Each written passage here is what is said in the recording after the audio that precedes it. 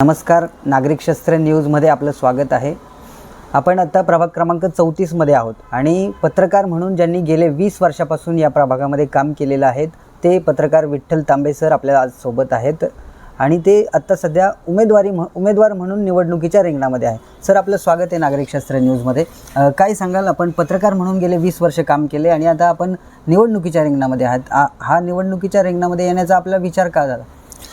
मी अनेक वर्ष पत्रकारितेच्या माध्यमातून काम करतो ह्या भागामध्ये। अनेक समस्यांना मी वाचा फोडलेली आहे, परंतु लोकप्रतिनिधींच्या माध्यमातून कुठल्याही प्रकारचं या ठिकाणी काम झालेलं दिसत नाही आहे। वारंवार आम्ही बातम्या लावतोय, अनेक प्रश्नांना वाचा फोडतोय, परंतु या काळामध्ये अनेक वेळा उपाययोजनांच्या नावाने नागरिक जनता अक्षरशः त्यांच्या नावाने म्हणजे ओरडतीये।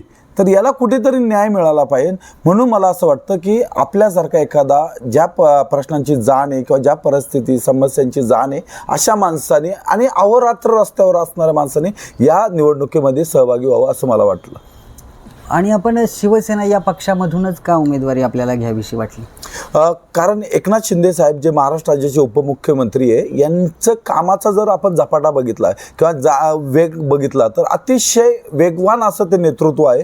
त्यांनी आपलं लांबचं उदाहरण सांगणार नाही, आपल्या चांदणी चौकामध्ये जो वाहतूक कोंडीसाठी अडथळा ठरणारा जो पूल होता, ज्यामुळे वाहतूक कोंडी होत होती या चांदणी चौका भागामध्ये, अक्षरशः त्यांनी एका 6 महिन्यामध्ये अधिकाऱ्यांना बोलून तो पूर्णत्वास नेला आणि आपल्याला वाहतूक कोंडीमुक्त केलं, हे एक काम सांगेन। तसेच लाडक्या बहिणींसाठी त्यांनी खूप मोठ्या प्रमाणात काम केलेलं आपण बघितलं आहे। त्यामुळे मी त्यांच्या कामाच्या गतीवर विश्वास ठेवून मी या पक्षात प्रवेश केला। आणि आता आपल्या पॅनेलच्या बाबतीत बोलायचं झालं तर पुणे शहराचे जे काही युवा शहर प्रमुख आहेत निलेशजी गिरमे हे आपल्यासोबत आहेत, तर आपल्या पॅनेलबाबत काय सांगाल? अतिशय तगडं असं नेतृत्व माझ्यासोबत आहे या प्रभागामध्ये। निलेशजी गिरमे यांच्या माध्यमातून त्यांच्या आई देखील या प्रभागामध्ये आमच्यासोबतच ब गटातून लढत आहे। तसेच नऱ्या गावातून माझे सदस्य असतील सुप्रियाताई भूमकर या देखील लढत आहे आणि मी ड गटातून लढत आहे। तर अतिशय ही चुरशीची आणि उमदी लोक सुशिक्षित उमेदवार आपल्याला लाभलेले आहेत असं मी सांगेल या प्रभागाला। आणि खरं तर ही काम करणारी लोक आहे, रस्त्यावरती फिरणारे लोक आहे, अहोरात्र लोकांसाठी उपलब्ध असणारे लोक आहे। आता आपण नागरिकांमध्ये फिरताय आणि गेले 20 वर्षापासून पत्रकारिता करताय, या भागामध्ये मुख्य समस्या काय वाटतात आपल्याला? खरं तर आत्ताच नव्याने समाविष्ट 2021ला समाविष्ट झालेलं नरेगाव असेल, 23 गावांपैकी नरेगाव असेल, दायरीचा काही भाग असेल आणि नरे हा जो भाग आहे हा 98-99 साली समाविष्ट झाला होता, परंतु 2021ला नरे आणि दायरी समाविष्ट झाली। यामध्ये प्रामुख्याने आपल्याला पाणी समस्या तीव्र वाटते, त्याचप्रमाणे रस्त्यांचा अभाव आहे, डीपी रस्ते पूर्ण नाही आहे आणि वाहतूक कोंडीचा प्रश्न मोठ्या प्रमाणात आहे, स्वच्छतागृहांचा अभाव आहे या प्रभागामध्ये आणि उद्यानं नाही आहे किंवा आपण बघू शकता शाळा आरोग्य केंद्रांची गरज आहे। 4 वर्ष झालं मूलभूत सुविधा आपल्याला मिळत नाही, ड्रेनेज व्यवस्था अतिशय निकृष्ट दर्जाची आपल्याला बघायला मिळते। त्याच लाईन 4 वर्ष प्रशासनाने देखील या ठिकाणी काही काम केलेलं नाही आहे। तर हा जो आपला प्रभाग आहे तो संमिश्र प्रभाग आहे, म्हणजे आपण बघितलं तर धायरी हा भाग असेल किंवा वडगाव हा भाग असेल, यातला जो भाग आहे तो पूर्वी समाविष्ट झालेला आहे महानगरपालिकेमध्ये, पण आता उर्वरित राहिलेली धायरी आणि नरेगाव हे नव्याने आता महानगरपालिकेमध्ये समाविष्ट झाले। तर आपल्या या प्रभागामध्ये आपल्याला असं वाटत नाही की नरे आणि धायरी जे नव्याने जॉईन झाली आहे त्यांच्या वेगळ्या समस्या आहेत आणि ह्या भागातल्या वेगळ्या समस्या आहेत? धायरी जो आहे जुना जो धायरी आपण म्हणतो पण महानगरपालिकेत समाविष्ट झालेला, या प्रभागामध्ये आपण बघू शकता डीपी रस्त्यांची पूर्तता नाही आहे। मुख्य रस्ता जो आहे धायरी फाटा ते धायरी गाव या भागामध्ये अतिशय वाहतूक कोंडी असते, अतिक्रमणांचा विळखा या भागामध्ये, मध्ये डिवायडर अर्धवट तुटलेले आपण बघितले, अनेक अपघात देखील त्या ठिकाणी झालेले। तर याच मूळ समस्या आणि याच भागात 2-2 टर्म नगरसेवक निवडून आलेले, परंतु पाणी देखील देऊ शकलेले नाहीये। म्हणजे पाणी आणि रस्ता हे मूलभूत समस्या आहे या भागात। आता नव्याने समाविष्ट झालेले जे भाग आहे त्याच्यामध्ये काय काय समस्या वाटतात आपल्याला? नव्याने जो भाग समाविष्ट झालेला आहे जसं की नरे असेल किंवा धायरीचा काही भाग असेल, धायरी भागामध्ये पाणी समस्या तर आहेच, ड्रेनेज समस्या मोठ्या प्रमाणात आहे। त्याचप्रमाणे या प्रभागामध्ये आपण बघू शकता कशा प्रकारे वाहतूक कोंडीची समस्या निर्माण झालेली। याच भागामध्ये पाणी समस्या नऱ्याचा भाग जो आहे अतिशय बकालीकरण या भागामध्ये झालेलं आहे। याला असं विस्तृत नंदनवन कसं होईल याकडे माझं विजन असणार आहे, हे मी तुम्हाला नक्की सांगू शकतो. त्याचप्रमाणे वाहतूक कोंडी सोडवणं माझा पर्याय असेल. याच्यातील डीपी रस्ते कसे चांगले होतील, त्याचप्रमाणे अतिक्रमणं कशी हटवली जातील आणि ते पण देखील गावकऱ्यांना समजून उमजून आपण ते काम करणार आहोत.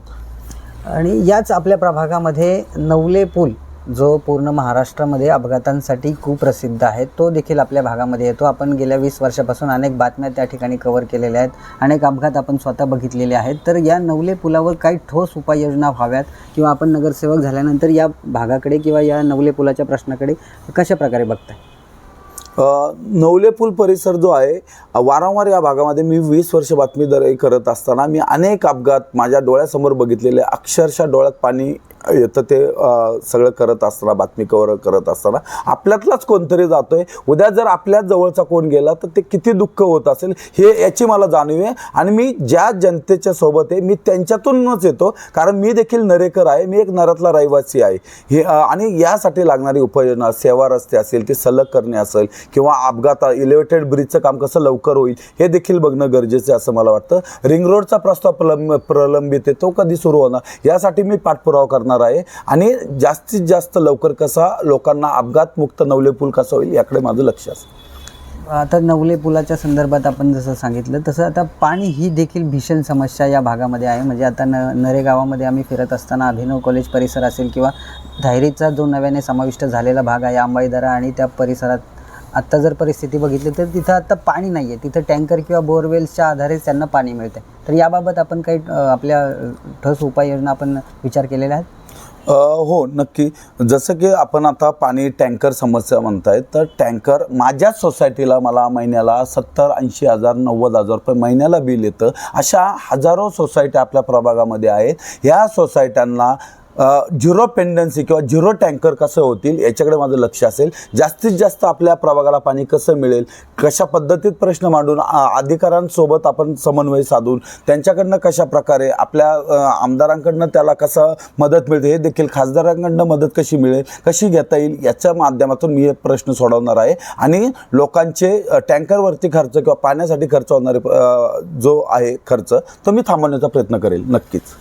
आणि आता आपण थोडं राजकीय याच्याकडे वळूयात. आपल्या समोर जे काही उमेदवार आहेत, म्हणजे भारतीय जनता पक्ष असेल किंवा राष्ट्रवादी काँग्रेस पक्ष असेल, हे तगडे उमेदवार आहेत, प्रस्थापित आहेत असं म्हणावे लागेल. तर या प्रस्थापितांच्या विरोधात आपण कशा प्रकारे निवडणूक लढणार आहात?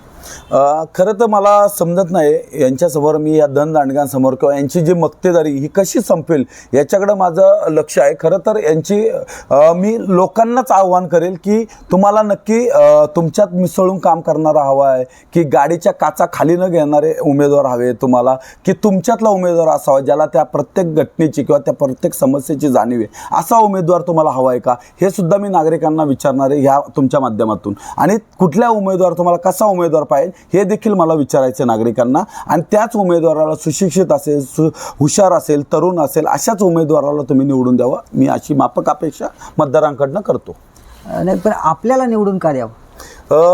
कारण मी या प्रभागात वारंवार पत्रकारितेच्या माध्यमातून वाचा फोडलेली आहे. मला प्रशासनावरती पकड आहे आणि अधिकाऱ्याकडनं काम कसं करून घ्यायचे मला माहीत आहे. आणि माझ्याकडं या प्रभागाची बऱ्यापैकी विजनरी प्लॅन माझ्याकडे तयार आहे, ब्लूप्रिंट माझ्याकडे तयार आहे. आणि लोकांना जसं तुम्ही पाण्याचा प्रश्न विचारला, 2011च्या जनगणनेनुसार आपल्याला 70 MLD या 4-5 गावांना पाणी मिळत होतं. आता भरमसाठ लोकसंख्या वाढलेली, या माध्यमातून आपल्याला या भागामध्ये जास्तीत जास्त पाणी कसं मिळेल. आत्ता खरी लागणारी गरज जी आहे या प्रभागाला ती आहे साधारणतः 350 MLD पाण्याची गरज आहे. हे पाणी कसं आणता येईल हे मला बघणं गरजेचं आहे आणि मी त्यासाठी प्रयत्न करेल.